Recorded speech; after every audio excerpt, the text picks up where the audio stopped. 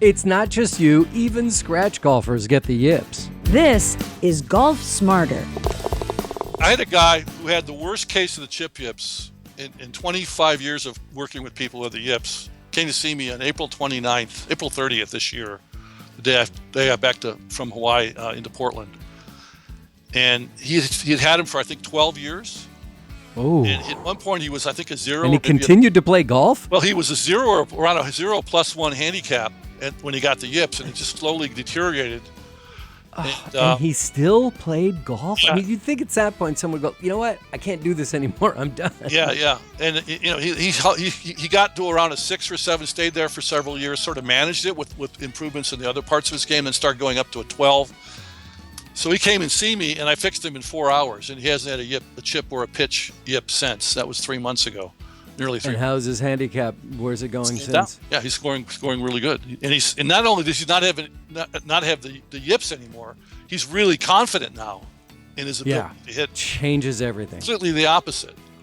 Yeah.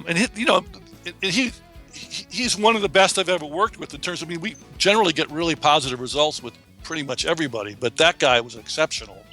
His chipping mechanics and his chipping setup were so off the charts terrible. You would never think this guy could have ever gotten down to a 0 handicap with this poor chipping mechanics, but he did because he was such a good athlete, right?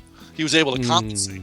As he got older, he wasn't able to compensate as much, and so the poor setup and the poor mechanics start causing some bad chips, just like I mentioned earlier, which spiraled over time out of control to where he actually got the full-blown yips. And he had gone to hypnotists and psychotherapists and other golf teachers. He had absolutely no relief and was thinking about quitting. In fact, the day I worked with him, he told me he went on the short game green, and he had 10 balls, and he only hit from 5 feet off the green. He only landed 1 out of 10 balls on the green. One of the things I told him was, you got to realize when you have the yips, especially severe yips like he had, it feels to the person who has the yips like they're possessed by a demon.